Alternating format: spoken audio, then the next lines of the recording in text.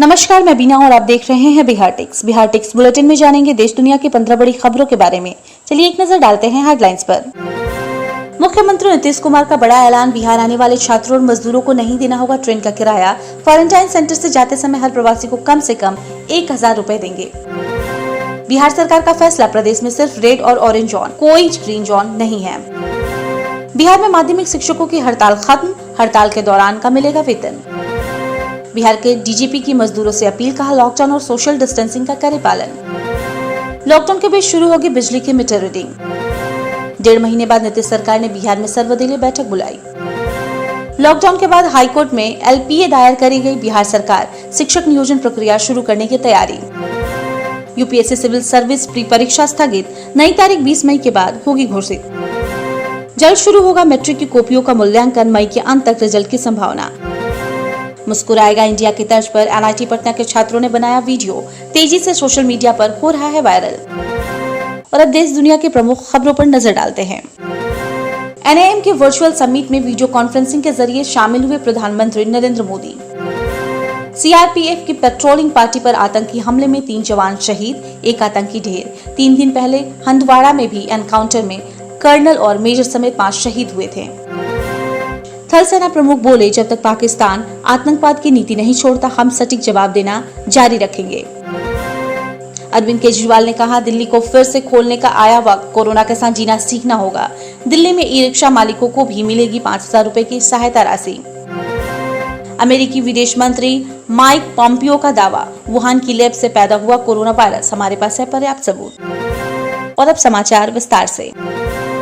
मुख्यमंत्री नीतीश कुमार ने सोमवार को कहा है कि लॉकडाउन के चलते दूसरे राज्यों में फंसे छात्रों और प्रवासी मजदूरों को ट्रेन का किराया नहीं देना होगा। किराया राज्य सरकार देगी। कोटा से छात्र छात्राएं ट्रेन से बिहार आ रहे हैं। इसी तरह देश के अन्य राज्यों में फंसे मजदूर व दूसरे लोग ट्रेन से बिहार आ रहे हैं। किसी को किराए का पैसा नहीं देना होगा। उन्होंने कहा है कि प्रवासी मजदूरों को क्वारंटाइन सेंटर से घर जाते समय राज्य सरकार उन्हें आने का खर्च और 500 रुपए अतिरिक्त देगी। हर व्यक्ति को कम से कम 1000 रुपए मिलेंगे। नीतीश कुमार ने प्रवासियों को ट्रेन से लाने की सुविधा देने के लिए केंद्र सरकार को धन्यवाद दिया है। बिहार में कोरोना वायरस संक्रमण के बढ़ते प्रभाव को देखते हुए सरकार ने किसी भी जिले को ग्रीन जोन जैसे रियायत नहीं दी है। बिहार के जिलों को सिर्फ रेड जोन और ऑरेंज जोन में बांटा गया है। ग्रीन जोन की व्यवस्था फिलहाल लागू नहीं की गई है। गृह विभाग के अपर मुख्य सचिव आमिर सुबहानी ने इस संबंध में आदेश जारी किया है।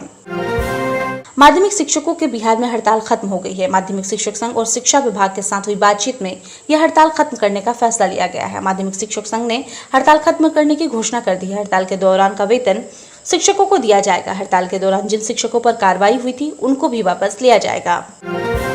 बिहार के डीजीपी गुप्तेश्वर पांडे ने राज्य के मजदूरों से अपील की है कि लॉकडाउन और सोशल डिस्टेंसिंग का पालन जरूर करें।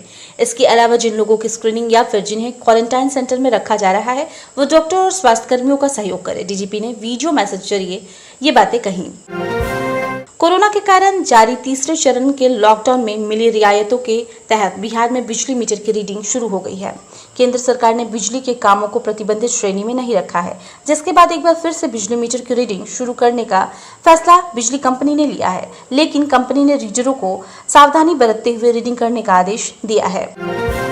बिहार समेत पूरे देश में कोरोना को लेकर भारी संकट के 1.5 महीने पूरे होने के बाद मुख्यमंत्री नीतीश कुमार ने बिहार के तमाम सियासी दलों के साथ बैठक करेंगे। वीडियो कॉन्फ्रेंसिंग के जरिए ये बैठक होगी, जिसमें तमाम मान्यता प्राप्त पार्टियों को शामिल होने को कहा गया है। बिहार सरकार लॉकडाउन खत्म होते ही शिक्षक बहाली की प्रक्रिया शुरू करेगी। इसके लिए बिहार सरकार पटना हाईकोर्ट में एलपीए दायर करेगी। कोरोना संकट के बीच हाई स्कूलों में छठे चरण की बहाली प्रक्रिया रोक दी गई थी। छठे चरण में लगभग 10,000 शिक्षकों की बहाली होनी है। 31 मई को होने वाली यूपीएससी सिविल सेवा प्रारंभिक परीक्षा को अगली सूची तक के लिए स्थगित कर दिया गया है। इस परीक्षा के लिए नई तारीख की घोषणा 20 मई के बाद होगी। आपको बता दें कि पहले से ही इस परीक्षा के 31 मई के दिन होने पर संशय था। बिहार बोर्ड के अध्यक्ष आनंद किशोर ने कहा है कि मैट्रिक की वार्षिक परीक्षा की कॉपियों का मूल्यांकन जल्द शुरू किया जाएगा। बोर्ड कॉपियों के मूल्यांकन शुरू करने पर विचार कर रहा है। सोशल डिस्टेंसिंग को लागू कर कोविड-19 के बचाव से संबंधित सभी सुरक्षा मानकों का पालन करते हुए वार्षिक माध्यमिक परीक्षा 2020 की शेष उत्तर पुस्तिकाओं का मूल्यांकन कार्य शुरू करने पर विचार किया जा रहा है। 2 दिन के अंदर इस संबंध में निर्णय लिया जाएगा। बोर्ड की इस घोषणा के बाद इस महीने के अंत तक रिजल्ट प्रकाशित होने की संभावना जताई जा रही है।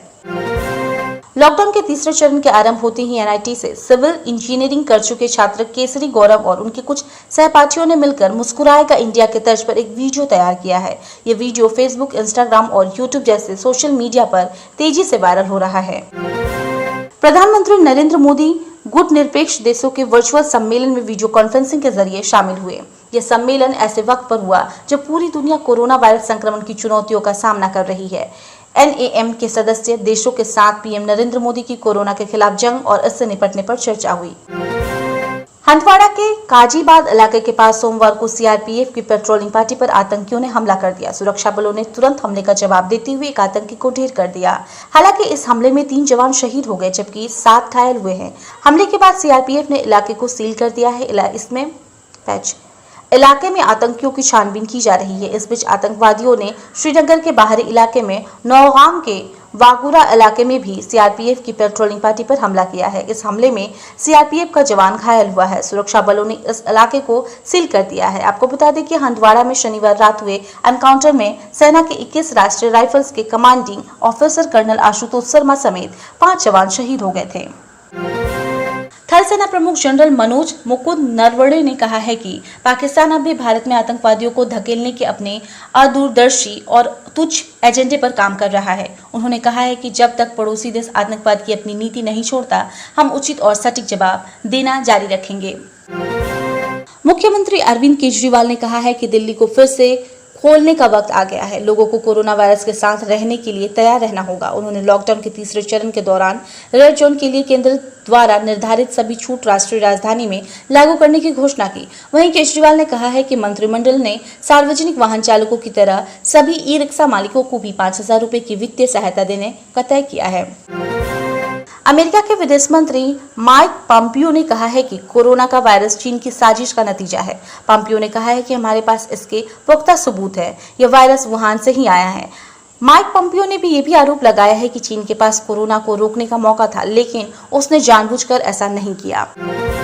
और अब वक्त हो चला है कोरोना अपडेट को जानने का। मधुबनी के झंझारपुर में मिले 5 नए मरीज। कोरोना संक्रमितों की संख्या बिहार में बढ़कर 526 हुई।